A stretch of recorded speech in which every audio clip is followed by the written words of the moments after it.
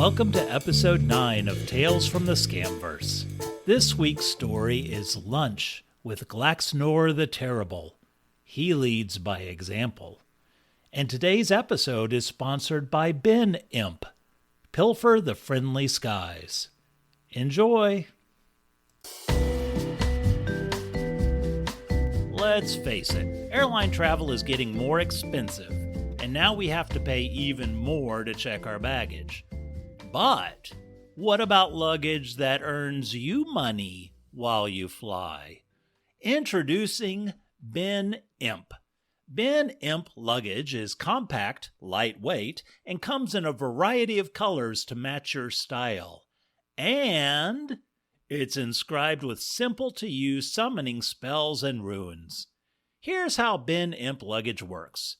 Once you have boarded the plane, find your seat and place Ben Imp luggage in a nearby overhead bin.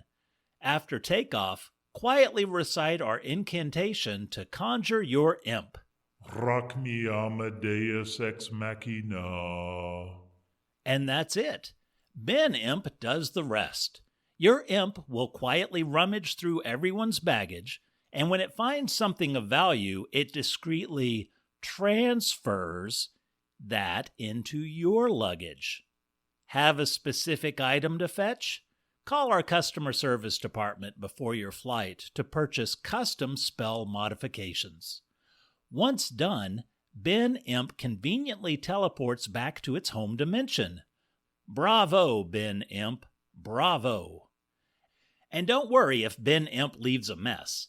Have you heard this from a flight attendant? Please use caution when opening overhead bins, as items may have shifted during the flight. That's not a thing. That's us. We pay airlines to say that. Still not sure? Listen to some of our customers. Why have only one antique ring to choose from for your fiancé? With overhead bin imp and a retirement communities group flight, I now have many antique rings to choose from, and I can just throw away the ones I don't use. Thanks, Ben Imp. That imp can be a scamp. I just got to my hotel, and I found my imp swiped all of someone's emergency heart medicine. Silly imp. Ben Imp found me something much more valuable than cash or jewelry. I'm flying home from a work conference with my team, and my imp got me Polaroids. Lots of hidden Polaroids. Enough to blackmail all of them. Thanks, Ben Imp. Ben Imp Luggage. Come visit our new location at the Caveat Emporium next to the West Gate by Taco Latte. Ben Imp. Pilfer the Friendly Skies. Ben Imp Incorporated is not responsible for lost or stolen souls.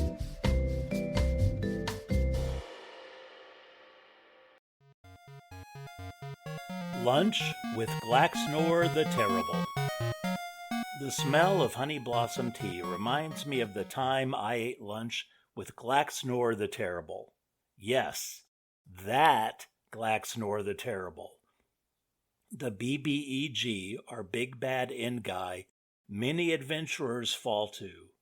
The one that, once an adventurer kills the final boss, they think, oh, I just killed the final boss. That fight was sure so easy. And as the adventurer is feeling confident and smarmy, guess who shows up? That's right, Glaxnor the Terrible himself. Kapow! I had just started working for Glaxnor the Terrible's corporation in Doomskull Fortress, here in RPG Land. This was my first big job out of college. I was fresh out of orientation and began the company's onboarding process. I was in the crowded company break room, making my afternoon honey blossom tea and eating my lunch. The tables were filling quickly, and I grabbed a seat with my mentor, Gary, who also worked in payroll. Oh, my name is Skip. I'm a junior clerk here in payroll, by the way. From the hallway, loud footsteps thundered closer and closer. And then he appeared, Glaxnor himself, at least 7 feet tall, muscular, and wearing blood-stained battle armor. He surveyed the room with his massive orc face until finding a chair. I froze when he started walking towards me, but then he casually tossed his brown paper lunch bag on the table and headed for the refrigerator. Stan from marketing stood next to the fridge with his back turned to Glaxnor the Terrible. Stan was drinking from what looked like a small milk bottle. When he turned back around, he nearly spit out his drink. Stan quickly changed tack and smiled widely. "Hey, boss, great battles this week. I heard you beat your personal best for getting players to rage quit. Hey, have you been working out?" Glaxnor the Terrible's low voice sounded like branches breaking inside his throat. Hello, Stanley. Have you seen my yogurt drink? I know I put my initials on it. Stanley quickly wiped his mouth and hid the small bottle. "I think maybe the new guy has it." And he pointed right at me. Everyone in the break room turned to stare. My mouth went dry and I couldn't move. I just stared towards the refrigerator. After a while, from the inside of the refrigerator, Glaxnor's voice rang. No, here it is. I thought I brought 2, though. I made a mental note to watch out for Stan from marketing. Along the way back to the table, Glaxnor said, It would be much easier to find things in the fridge if others would initial their stuff and throw away expired crap. Glaxnor the Terrible took a seat and unpacked his lunch. A ham sandwich, chips, a pickle, an apple, and an individually wrapped snack cake. What a feast compared to my slice of moldy bread and some rocks. Glaxnor looked over at me. I don't think we've met. Glaxnor the Terrible. He reached out a hand the size of my head.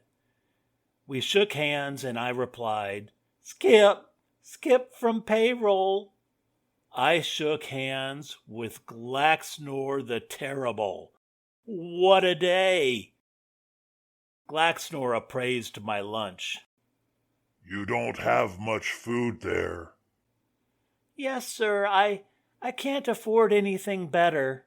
As soon as the words fell out of my mouth, I realized my mistake and my cheeks flushed. Gary's eyes widened and he stared at me and shook his head. A puff of hot, foul air sputtered out of Glaxnor the Terrible's snout. You can't afford? So you're saying I don't pay you enough? Didn't you just start working here? How much salary do you think you deserve? No, sir. I've only got my first paycheck, and I have student loans, and Glaxnor stared me down and then turned back to his ham sandwich. We all have to start somewhere, Skip from payroll. But it's best not to complain to Glaxnor the Terrible about your finances.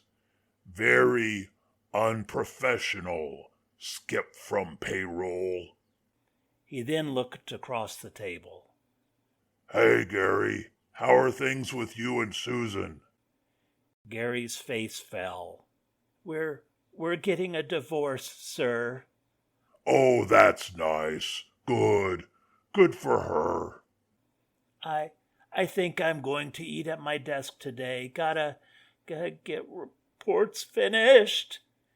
Gary packed the rest of his lunch and slunk out of the break room. There was a sudden bang, and everyone jumped. Glaxnor the Terrible had popped open his bag of chips. The employees at the other tables began eating faster. Then there was a crashing sound and someone yelled, "Oh, crap!"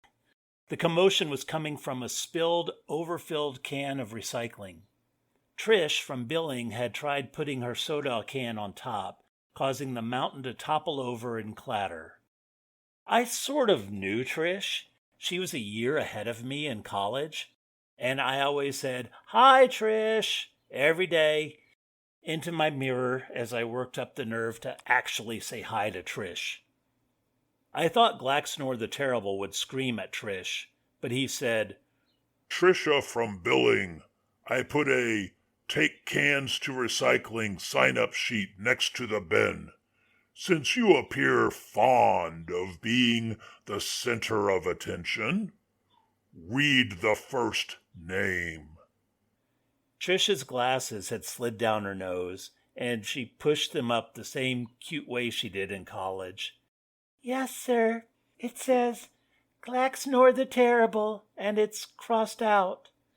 Because I, Glaxnor the Terrible, took the cans when the bin filled.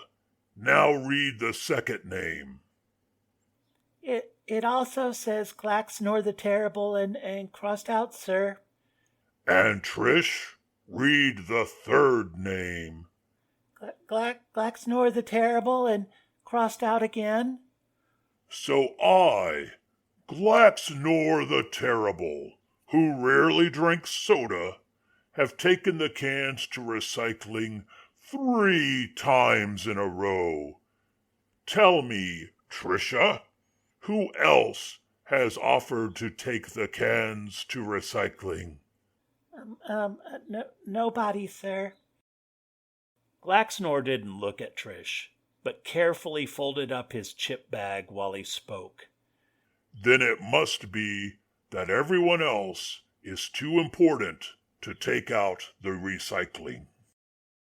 Trish took out a pen and began writing her name on the list, but Glaxnor the Terrible stopped her. No, write down my name. I, Glaxnor the Terrible, will take out the recycling because I, Glaxnor the Terrible, lead by example. Everyone looked down at their food, and Trish wrote his name on the paper with trembling hands. Then Trish and a few others cleaned up the cans, and she took a seat at the last available chair next to me. I gave her a weak smile, and she smiled back. She sniffed at the air and pointed to my teacup. Is that honey blossom tea? Yes, I love it. Me too. Trish smiled at me, and I said, "Hi, I'm Skip." I said it, and I reached over, and I shook her hand. Then I realized I actually said hi to Trish. She shook my hand and said, I think we went to college together. Were you a year after me, always diving into bushes? She remembered me. This day keeps getting better. I somehow felt more confident than ever before, perhaps from sitting next to the powerful Glaxnor the Terrible. Glaxnor the Terrible peeled his apple with one of his razor-sharp talons. Little flakes of apple peel scattered over the table, and one fell into my teacup. Glaxnor the Terrible said nothing. As we ate and talked about college, the microwave began popping. The sound became faster and faster, and the smell of popcorn permeated the air. Who is making popcorn in the microwave? I think it's Banku, sir, someone replied. The popcorn began popping faster and louder. And where is Banku? Silence, except for the rush of popping popcorn and now the whistle of steam from the popcorn bag. The timer was counting down, but Banku had set it to pop for 6 minutes. Banku was an accountant, and you would think he would be better with numbers. A nearby employee reached out a tentacle to turn the microwave off, but Glaxnor the Terrible stopped her. No, this is Banku's doing. What happens next lies upon his head.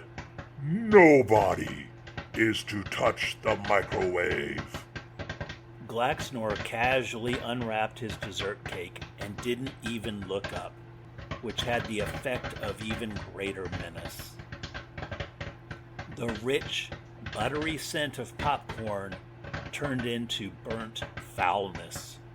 Banku returned, only to encounter acrid air and harsh glares. I, Glaxnor the Terrible, always observe what is in the microwave. I lead by example. You have failed. Now my break room smells of burnt death, and not the good kind. This is on you, Banku of Accounting. Oh, I'm so sorry, sir. I had to run and check on... Glaxnor the Terrible pointed his magical sword at Banko and spoke in a cursed language. Within a minute, Banko's pants and coats began expanding little by little as popping sounds came from within his body. Soon, Banko's skin was doing the same thing. You like popcorn still? Banku tried to scream, but popcorn jumped out of his open mouth. He gave a terrified shriek and tried running away, but only made it into the hallway when a sickening explosion was heard. Popcorn covered in blood and tissue splattered the hallway. The lunchroom remained silent for a long time. Finally, Glaxnor the Terrible finished his lunch and went to leave when he noticed the sink. How long? He asked loudly to nobody in particular. How long what, sir? Asked a nearby dark imp. How long must dishes soak? Minutes? Hours? Days? A fortnight? For I have seen these same dirty dishes in this sink for much too long. Yes, sir. I'll wash them now, said the imp. No. Sit and enjoy your lunch. You are all obviously too important to wash your own dishes. I, Glaxnor the Terrible, will wash the dishes. I do not want your precious lunchtime to be disturbed. The group gave a series of silent sighs and hidden eye rolls. Glaxnor the Terrible washed and dried the dishes while complaining about us. He was muttering to himself, but I could make out words and phrases like lazy and not your mother. I looked over to Trish, who hadn't touched her lunch. She was looking at the table scattered with apple peels, chip crumbs, bread crumbs, and pickle juice. Glaxnor the Terrible finished washing the dishes, took off the yellow gloves, and began walking out of the break room. He paused and then turned to us. I, Glaxnor the Terrible, expect more from my employees. I cannot abide by this sloppiness and laziness. Each of you will have your pay docked by half this period, and that pay will transfer to me. Everyone in the room said, "Yes, sir." I looked at the mess on the table. I also looked inwardly. Was Doomskull Fortress really the type of company I wanted to work for? Sure, the benefits were nice. Retirement, savings, great dental plan. But nobody was happy. I don't expect every job to be perfect, but treating your employees with dignity seems like a minimum standard. And at this, Glaxnor the Terrible failed miserably. The words flew out of my mouth before I could stop them. "No, sir." The room went dark and silent. Everyone stared at me with exclamation points hanging over their bobbing heads. Glaxnor's eyes narrowed. Skip from payroll. Did you just say no to Glaxnor the Terrible? That is correct, sir. In all fairness, you left crumbs and apple peel all over the table. Shouldn't you clean that up as part of leading by example?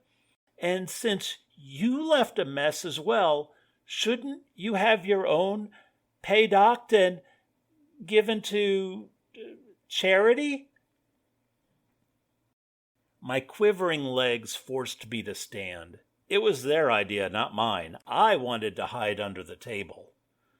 Glaxnor the Terrible eyed me for a very long time. Finally he said, Good point, Skip from payroll. I will lead by example, and you will learn. The ground shook as Glaxnor the Terrible marched back over to the table. He silently cleaned up the crumbs and peels. He also whispered, And you will learn, into my ear. Then he walked out without saying another word. Everyone stared at me. Some smiled at me. Trish smiled at me. I was a hero. And I was also fired within the hour. But it worked out in the long run. So word got out that I stood up to Glaxnor the Terrible, and I became a local celebrity. The nearby villagers hired me to recount their long and detailed village history to passing adventurers. I must be good at it, because once I start talking, adventurers repeat my name over and over again. Best of all, Trish and I, we're dating. She comes to the village on her days off, and we hang out at a great little tea shop. We sip tea, hold hands, and talk. The smell of honey blossom tea reminds me of the time I ate lunch with Glaxnor the Terrible, and the day Trish and I met. The end. Thank you for listening, and I hope you enjoyed this story. The character of Glaxnor was actually based on a boss I had when I was in high school. So yeah, I maybe hold on to grudges for a while. So anyway, I hope you enjoyed this. I'd love to hear from you. You can send a message using the link in the episode description. Maybe if you had a boss like Glaxnor, or maybe a boss like Skip. Until next time, keep your eyes on the stars and your hands on your wallets.